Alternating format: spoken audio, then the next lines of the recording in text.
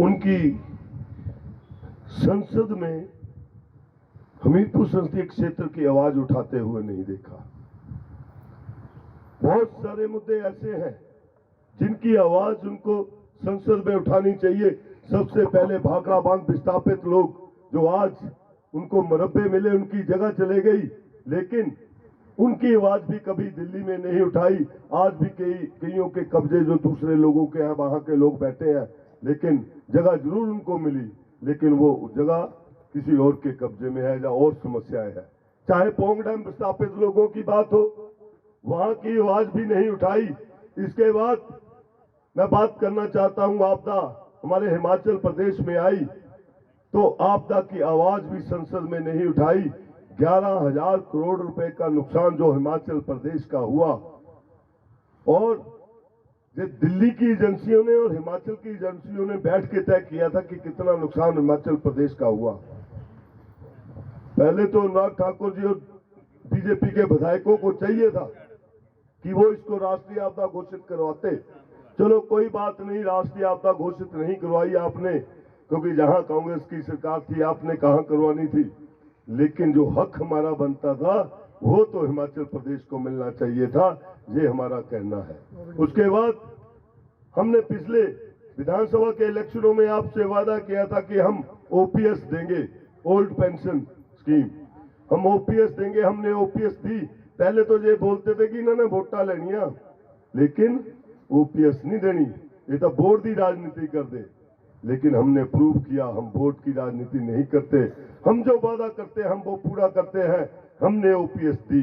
उसके बाद हमने एक लेटर लिखा मोदी जी को कि अब हमने ओल्ड पेंशन स्कीम देनी शुरू कर दी है, तो कृपया करके मोदी जी, जो एनपीएस का पैसा दिल्ली में है, जो हिमाचल प्रदेश के कर्मचारियों का पैसा 45,000 करोड़ रुपया दिल्ली में है, और 45,000 करोड़ रुपया सरकार का, दोनों का जमा होकर 9,000 करोड़ रुपया जो पैसा दिल्ली केंद्र के पास हमारा पड़ा हुआ है, अब तो हिमाचल प्रदेश की सरकार पेंशन दे रही है। अब वो पैसा तो वापस करिए, लेकिन उनके कान पे जूं नहीं रहेगी।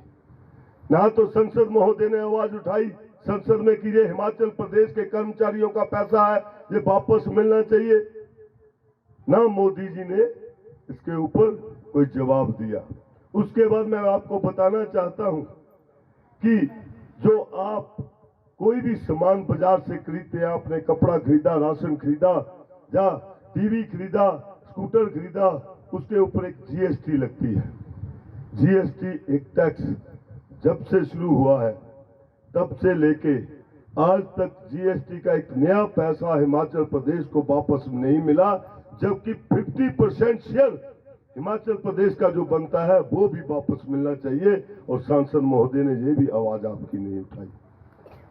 मैं आपको बताना चाहता हूं, इस पैसे के मामले में मैं इसलिए बात कर रहा हूं, जब ये पैसा दिल्ली से जो हिमाचल प्रदेश का हक बनता है हिमाचल प्रदेश में आएगा, तो हिमाचल प्रदेश की डेवलपमेंट में ये पैसा लगेगा, और हिमाचल प्रदेश की डेवलपमेंट में पैसा लगेगा, पैसे का सर्कल घूमेगा और हिमाचल प्रदेश तरक्कियों में जाएगा। अब मैं कहना चाहता हूं कि संसद महोदय को संसद में क्यों भेजा? इसीलिए भेजा था कि हिमाचल प्रदेश की आवाज जो है वो दिल्ली में उठाओ और हिमाचल प्रदेश के हक हकूकों की रक्षा करो।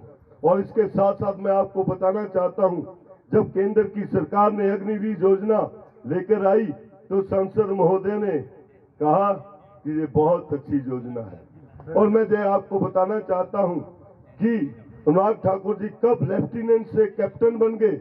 अब उनके नाम के पहले लेफ्टिनेंट लिखा जाता था, अब उनके नाम के आगे कैप्टन अनुराग ठाकुर लिखा जाता है। कब वो लेफ्टिनेंट से कैप्टन बन गए और हमारे बच्चों को अग्निवीर बना दिया।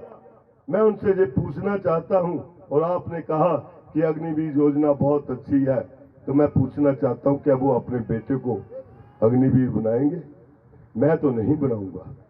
कारण ये है आप भी नहीं बनाएंगे, क्योंकि हर माँ बाप ये चाहता है कि मेरा बच्चा, मैंने चाहे जितनी मर्जी मुश्किलें झेली है जिंदगी में, लेकिन मेरा बच्चा, उसका भविष्य जो है वो सुरक्षित हो, मेरे बच्चे का भविष्य जो वह अच्छा हो आने वाले दिनों में।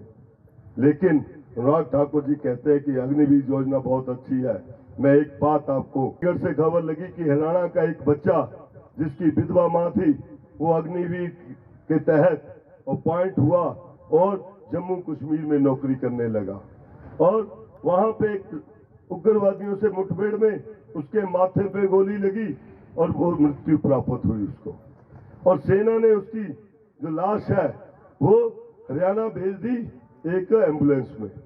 उसको शहीदी का दर्जा नहीं मिला और साथ में मैं आपको ये बताना चाहता हूं कि ना कोई पेंशन, वो विधवा मां बेचारी क्या करेगी, एक ही बेटा था और ना तो उसको पेंशन उसकी मां को, वो किसके सहारे जिएगी।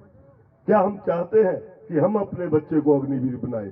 4 साल बाद आएंगे, वो दोबारा से नौकरी ढूंढने की कोशिश करेंगे, या फिर वो दुकानदारी करेंगे या दिहाड़ियां लगाएंगे। कौन बच्चा, कौन माँ बाप ये चाहेगा कि मेरा बच्चा अग्निवीर बने? आउटसोर्स जैसी पॉलिसी जो अटल बिहारी वाजपेयी जी लेके आए, 12 से 15 हजार की नौकरी में वो बच्चे पूरी जिंदगी बिता देंगे, एक पैसा और नहीं बढ़ेगा। कोई पेंशन तो छोड़ दो परे, पैसा एक नहीं बढ़ेगा। ये ऐसी पॉलिसीज लेके आए हैं कि आज हमारे बच्चों के भविष्य के साथ दिल्ली की सरकार खेल रही है, और एक तरफ दिल्ली की सरकार जो हमारे बच्चों को अग्निवीर बना रही है, जो हमारे बच्चों को आउटसोर्स ऐसी जॉब देकर वो उनको एक तरह से उनको जो हालत उनकी ऐसी हो गई है जैसे कि वो कुछ नहीं कर पा रहे आगे, क्योंकि आता है कम से कम तो उसके ऊपर 50 लाख रुपया खर्चा जाएगा। अगर कोई बच्चा, जब बच्ची हमारी ये चाहेगी कि उसने नर्स बनना है, उसकी जितना इंटेलिजेंट बच्चा होगा उसी तरीके से आगे जाता है, तो उस हिसाब से उसका खर्चा जो है वो 27 साल की उम्र तक उस बच्चे का लालन पोषण हर तरीके से उस बच्चे को उसी तरीके से देखा जाएगा जिस तरीके से माँ बाप देखते हैं। और एक बात मैं और बताऊं, सोच देखो कितनी बड़ी है। हम हर साल बच्चे घूमने के लिए जिद करते हैं कि घूमने जाना है, तो हम उनके लिए घूमने का प्रबंध करते हैं। तो सरकार ने भी साल में एक बार उनके घूमने के लिए भी अलग से जो है पैकेज रखा है कि उनको वैसे ही घुमाएगी सरकार जैसे एक पिता और माँ बाप करते हैं। और एक तरफ सुखविंदर सिंह सुक्खू जी की सरकार, मैं आपको बताना चाहता हूं कि जिस दिन ठाकुर सुखविंदर सिंह सुक्खू जी मुख्यमंत्री की शपथ ली, हम साथ थे उनके, हमारे दोस्त हैं, तो हमने सोचा कि साथ में जाके मत्था टेकते हैं। मंदिर मत्था टेकने गए, वहां पे एक अनाथ आश्रम था, तो साथ में मिठाई के डब्बे लेके गए अनाथ आश्रम देने के लिए।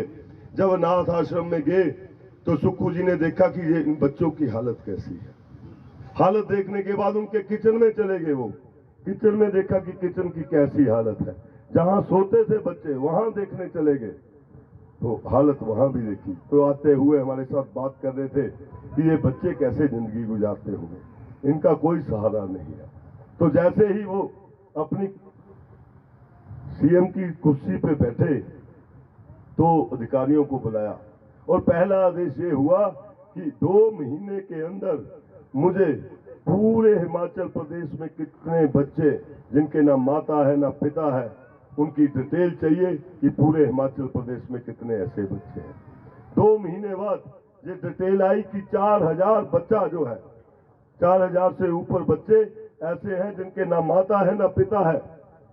और कैबिनेट की मीटिंग रखी गई और पहली मीटिंग में ये आदेश जारी हुए कि आज के बाद ये जो बच्चे हैं जिनके ना माता है ना पिता है, आज के बाद इनकी माता भी सरकार होगी, पिता भी सरकार होगी, और उन बच्चों के जेब में 4000 रुपया पहली बात हर महीने।